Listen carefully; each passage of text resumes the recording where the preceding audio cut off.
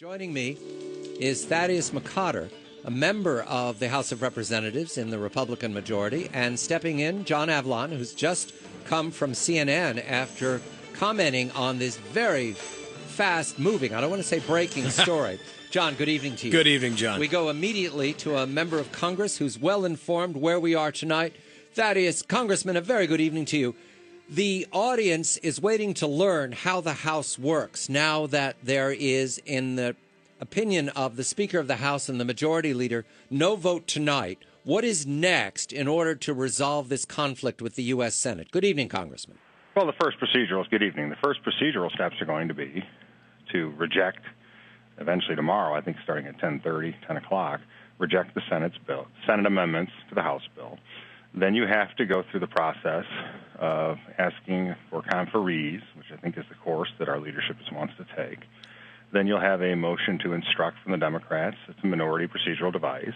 And you'll have a resolution that has to go through the Rules Committee, I believe, tonight. That'll come forward, which will constitute our version of a motion to instruct conferees. Now, as you know, John, the problem is going to be what the Senate does. And I think that it's incumbent upon House Republicans to show that we understand what working people to go through, is to stay here in Washington until the Senate comes back from Bahamas, Barbados, or wherever they may be suntanning themselves, and actually get the job done for the American people. Thaddeus, Congressman, it's good to talk with you. In the reporting I was doing earlier this evening before the 6 p.m. meeting, there was an expectation that there would be a vote maybe sometime 2, 3 a.m. That obviously is no longer operable, indicating that the opposition of some Republicans, including 5 Senate Republicans, to this House maneuver may be growing, at least enough to not be able to ensure a vote. Can you give us any color on the conversations that are occurring right now? Well, it's not growing in the House caucus. We're very firm on this. We know that the American people want to see 1 year's worth of another payroll tax extension. We know that the unemployed want to make sure that that is reformed and that that is in place for them. And so we understand that making this a 2-month bill as opposed to a 1-year bill is turning what is in many ways a gimmick into a scam, and the American people deserve far better. We also understand that the Senate that wants to go home without doing its work and can just pick up and leave is making a grave mistake, because the American people will not only deserve better, they'll demand it, and they'll expect to see us here working. Now, I would urge my House Republican colleagues to stay here and work, too, and not just simply vote and go home. Because when you think about it, all this talk about what's going to happen at Christmas is lost upon people who are looking for work, who are worried about what's going to happen in their jobs. And as far as I'm concerned, we signed on for this, and we should be here until it gets done. Congressman, I share your frustration at the 2-month punt. I share your frustration at people in the Senate taking vacation, taking almost month-long vacation, in effect. But isn't 2 months better than nothing? And the concern I'm getting, and I think people are getting, is that this maneuver, while rooted in the absolutely right desire to have a year-long extension, is done without an evident endgame. And the end result could be that there is no payroll tax extension or extension of unemployment benefits come January 1 because of what amounts to Washington poker playing. Well, it's going to be very difficult to implement it. How do you implement a 2-month payroll tax cut? How do you implement 2 months of unemployment benefits? What's going to happen to people is they're going to be put right back on the rack of a dysfunctional Congress if we punt it for 2 months. Everyone agrees that it has to be done. The parameters of a 2-month deal should be no different than the parameters of a year-long deal, and it brings certainty and actually gives what little hope there is for the gimmick of the payroll tax cut to actually leave you better off. And it also makes sure that the people who are suffering right now looking for work, as millions upon millions of Americans are doing, have certainty. So to say that we should take something that's wrong instead of do something that's right that may be more difficult is exactly what's put us in this position in the first place. The puzzle for me, and I'd like to roll back to the House vote, you voted first in the House, and you voted for a year-long extension of the payroll tax from 6.2 to 4.2. And that was sent to the Senate. What happened then? Did the Senate not pick up a phone and talk to you that this was important? They seem to have been excited about their compromise, but I'm puzzling about the communication between the Senate and the House. Well, I haven't been fitted for a purple robe, so I don't know what happened. Right. And they didn't call me. But I think that what happened was a terrible miscalculation or miscommunication. Again, to take 2 months' worth of what is necessary to try to help the American economy. Again, however we may view that. And to turn it into a punt into February, you're going to be right back where you are. This does nothing for the certainty of the people who rely upon it for their own personal family finances. It does nothing for the people who rely upon it for their hiring decisions or their business decisions in general.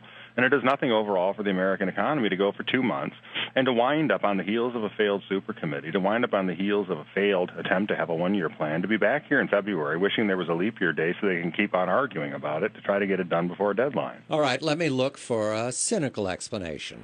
Is that 2-month extension, putting it into February, is that useful to the Democratic majority in the Senate or, say, to the White House on a campaign trail to bring this issue up in the middle of winter?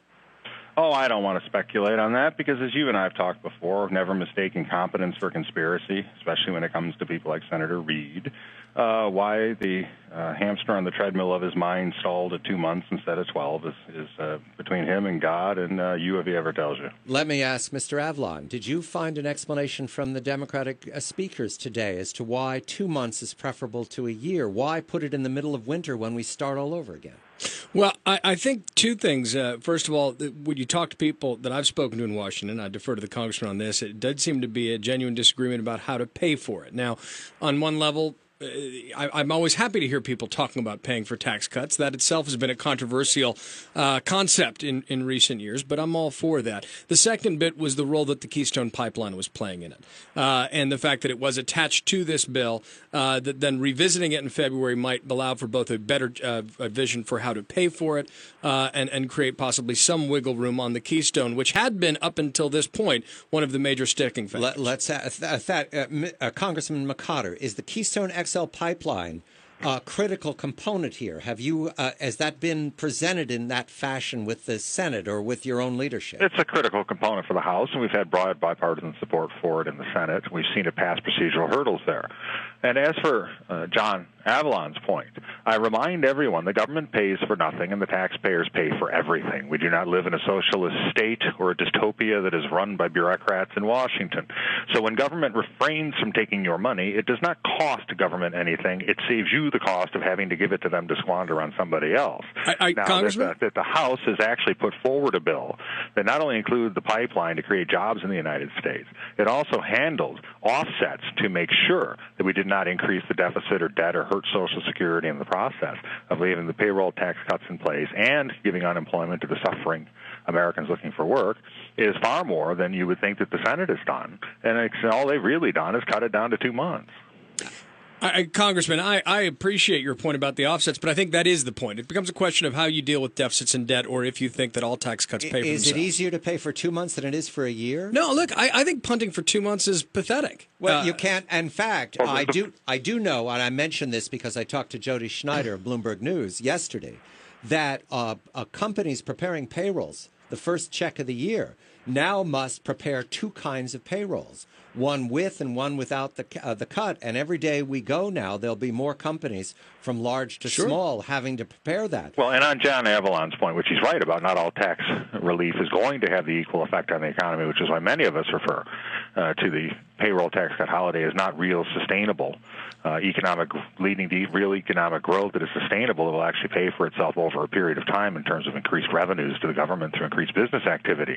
This is one where, ironically, the Democratic Party that claims to be protecting Social Security is more than happy not to do the difficult offsets that are necessary to wind up preserving Social Security, because that's where payroll taxes go in large part. Congressman, those people that wear purple robes, that lot, the ones who are on the beach right now, it's in their interest to come back and resolve this, isn't it? I mean, I'm just reasoning through this. Well, that's your mistake when you deal with the purple robe gang. You're breaking out reasons. Save that for the Greeks, not the Romans. Pardon me.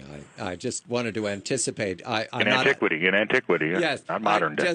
No, at least this crowd doesn't show up with daggers. But in any event, what we have now is a timeline between now and the 31st, and those paychecks are being prepared. Your leadership, are they expecting a successful resolution from this, or is it anybody's guess right now, Congressman?